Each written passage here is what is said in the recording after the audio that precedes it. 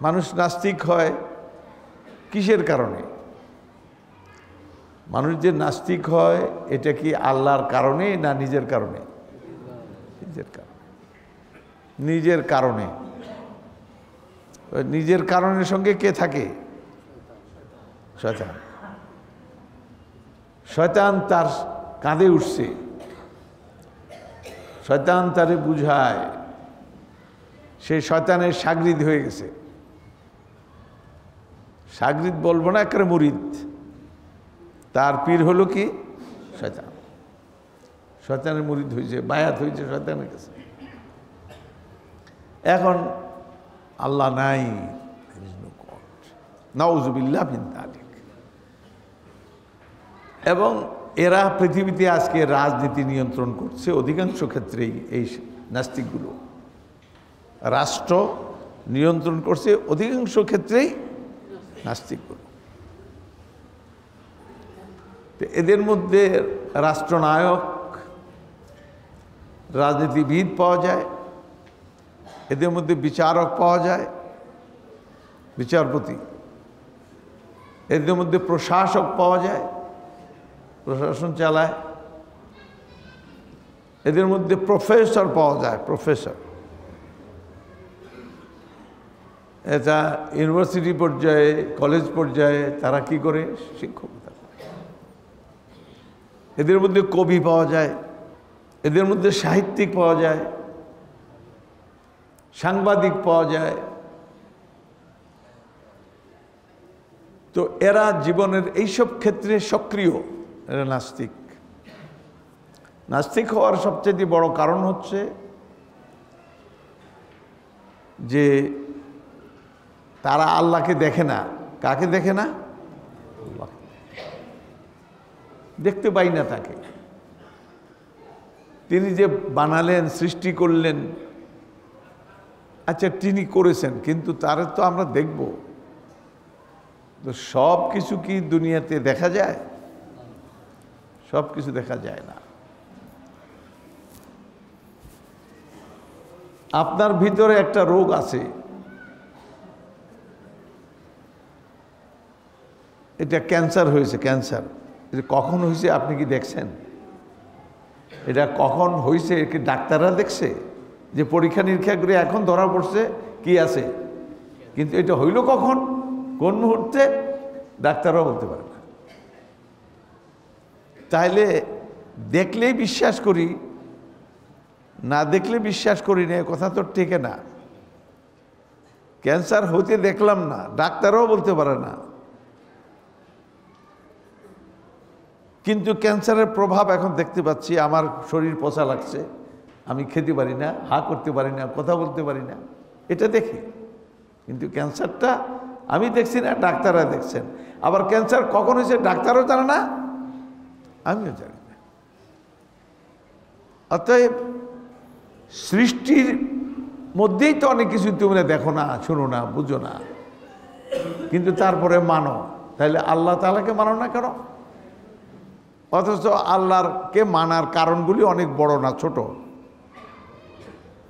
বড়। কি বড়? এই পৃথিবীটা কে বানাইল? এই পৃথিবীতে অস্বীকার করো যে পৃথিবীটা কি সৃষ্টি না স্রষ্টা? দুটার একটা তো হবে, হয় সৃষ্টি হবে না হয় স্রষ্টা হবে। না, এটা স্রষ্টা নয়। মানুষ আল্লাহ সুবহানাহু ওয়া তাআলাকে দেখতে পায় না। দেখা দুই প্রকার, একটা চোখ দিয়ে আর একটা কি দিয়া? অন্তর চোখে দেখা। তো অন্তর চোখে তো আল্লাহ দেখা যায়। অন্তর চোখে আল্লাহকে, অন্তর চোখ মানে কি? ধী শক্তি, বুদ্ধি, এটা হলো অন্তর চোখ। একটা বাইরের চোখ আর একটা বুদ্ধির চোখ। তো বুদ্ধি কি দিয়ে? অঙ্ক দিয়ে শিখে, ইয়ে করে, যুক্তি দিয়ে।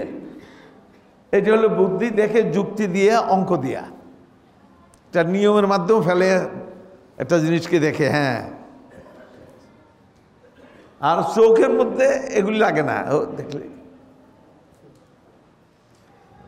তো আল্লাহ সুবহানাহু ওয়া তাআলা তিনি বলছেন যে তাদের ফি কুলুবিহিম মারাদুন, তাদের অন্তরে কি রোগ, রোগে আক্রান্ত হয়েছে। এ একদল। আরেক দলের কথা কইছে, কি বলছে? ফাইন্নাহা লা তা'মাল আবসার ওয়ালাকিন তা'মাল কুলুবুল্লাতী ফি সুদূর। বাইরের চোখ অন্ধ হয় না, অন্ধ হয় অন্তর। চোখগুলো কি হয়? অন্ধ হয়। বাইরের চোখ অন্ধ হয় মানে, যদি বাইরের চোখটা অন্ধ হয় তাহলে রেল লাইনে উঠতে গিয়ে কাটিয়ে পড়ে গেছে, ঠ্যাং ভেঙে গেছে। রেলগাড়িতে উঠতে, বাসে উঠতে, রিক্সায় উঠতে পড়ে গেছে। কিসের কারণে? কিন্তু ভিতরে চোখ অন্ধ হওয়ার কারণে সে কারে হারাইছে? আল্লাহকে হারাইছে। ওখানে হারাইছে নিজের ঠ্যাং, নিজের পাও। আর বাইরের ভিতরে চোখ আল্লাহরই হারিয়ে ফেলছে। আল্লাহরে হারানোর কারণে নিজেরই হারিয়ে ফেলছে। নিজে কই যাচ্ছে, কোত্থেকে আসছে, কোথায় আসছে, কোথায় যাচ্ছে, কি হতে যাচ্ছে, এমন হারাইছে। সেই জন্য কোরআন কয় ফাইন্নাহা লা তা'মাল আবসার, বাইরের চোখ অন্ধ হয় না, ভিতরে চোখ অন্ধ হয়।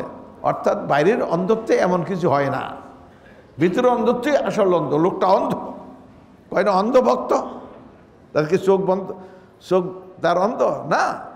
অন্ধ আমরাও বলি অন্ধ ভক্ত, মানে দিল দিয়া, অন্তর দিয়া তারা কি করে, একবারে কোনো কিছু শুনতেও চায় না, একবার অন্ধ ভক্ত।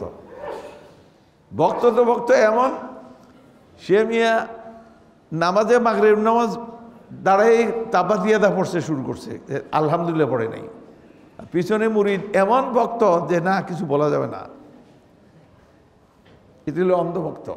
তো অন্ধভক্ত হওয়ার কারণে নিজেও গেছে, পীরও গেছে। পীরের নামাজও হয় নাই, নিজের নামাজও হয় নাই। অন্ধ তো অন্ধভক্ত। এই চোখ না, তার ভিতরটা বন্ধ হয়ে গেছে। অন্ধত্বের ক্লাসিফিকেশন আছে। যেই হোক, আল্লাহকে অস্বীকার করে 1 নম্বর নাস্তিক। এটা এত বড় ভুল। তারপরে আরেকটা কি, আল্লাহ তাআলাকে মানে, তবে তার সঙ্গে আবার কি করে জোড়া দেয়। জোড়া মানে শরিক করে। কারণ পজিটিভ আর নেগেটিভ জোড়া ছাড়া চলে না। খালি পজিটিভ কাজ করবে না, খালি নেগেটিভ, জোড়া মিলাইলে কি হবে, কাজ হবে। হ্যাঁ আর না। সুতরাং আল্লাহ তাআলার ব্যাপারে এটা সৃষ্টির নিয়ম, কিন্তু এই নিয়মটা আবার সে প্রয়োগ করে কোথায়? স্রষ্টাতেও। তাহলে শরিক করে, আল্লাহর সঙ্গে শরিক করে।